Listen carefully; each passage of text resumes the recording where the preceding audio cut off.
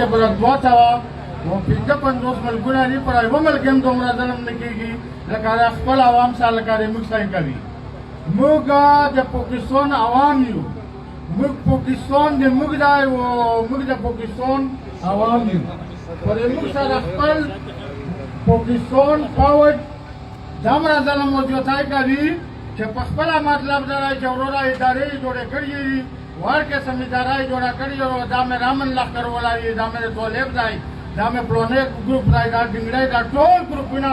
دا د فوج جوړ کړي دي او د فوج دي. خو موږ بیا مې د فوج خطر کوو او موږ فوج لا هېڅ قسم مطلب دی چې بغیر له موږ دا نه روان کړی دی او نه مطلب دی چې بغیر له پسې خبرې کړي دي. خو اوس یې دا ظلم ورڅخه په انتها کړو کله چې د موږ مطلب دا دی چې موږ لا یې ویل چې بل څه ووځو ورمبا خو یې تانک ګروپ په ماشینونو یې ویشتو، په توپ یې ویشتو، په هره نمونه هغه باندې ټیور باندې یې وویشتو، بیا یې باندې لوږه شاه حسین باندې راوسته، نه دوړې روکولې وه نه چې و نه چوني ول یار یې ټول ورته بند کړې. نو بس ویلې چې اوس ډنډکي افسر وغوښتل بس راووتو او چې راووتو کومې ژبې یې موږ سره کړي دي نو هغه ژبې یې هم نه دي پوره کړي، هېڅ چالان 2 روپۍ نه ورکوي او هېڅ چالان دي راسه یو څو کسانو لکه نومې باندې ورکړي دي و نور یې چاله هم نه دي ورکړي نه هغه روپۍ و نه انزراج شوی دی و نه مطلب دا دی چې پرپوسه یې بل کور شروع کړی دی. کور یې داسې شروع کړو چې موږ یې وښکي یو نو موږ خو ویل چې موږ به دا وطن به موږ له بس صفا کړي او موږ به مطلب دا دی چې بیا پامون ور وخېږوي او ژبه یې هم داسې کړې وه خو وطن یې که صفا کړو بلکل هم ځکه چې یوه ونه یې هم پکې پرې نه خوا دروازه هم ترې وړي ونه هم ترې وړي کوټې هم یې رونړي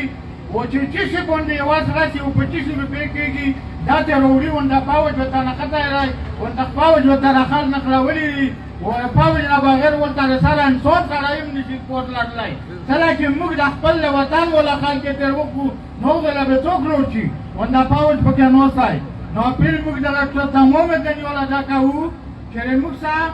موږ سره ډېر غټ ظلم او زیاتی شروع دی، هغه شانته کور د موږ سره شروع دی لکه په وړاندې وخت باندې اشپېته ګزي وو هغه عجوز مجوز والا کور وو نو هغه وړوکي قوم باندې بستر قوم راغلو او چې هغه کوم شاګرد 2 کوله 3 کوله جمع کړي وو بس هغه یې ته یې وړل ولا ګټې یې پسې ورکړې. نو بیا یې مطلب دا دی چې 2-3 کوله هغه کور به سا وکړو 2 کوله یې به سا کور کولو نو بیا ګلکارنیل لغوا هغه یې هغه وکړه اپیل او هغه ته دیولو والو نو دا شپېته ګزي قوم دی د دغه نه چې موږ لره دنیا دیول ونه وي نو دا خو به په موږ هر کولې ځي او موږ به راپاسونه وچې چې جمع کړي وي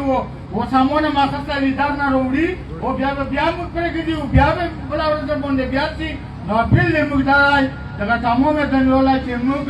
په تمامه دنیا کې امن هم غواړو او موږ د امن وله خلکو او موږ د شرګردۍ نه غواړو او موږ خپل کور ور ژوند نه یې وښکي یو نه دی موږ بچي سبق ویلی شي نه دی موږ بچي تعلیم کولی شي نه موږ ښه ځای جوړولی شو ځله چې ویلی شي بیا منډه راو بیا منډه راو هغه هم ښه طالب دی او دغه هم ښه طالب دی.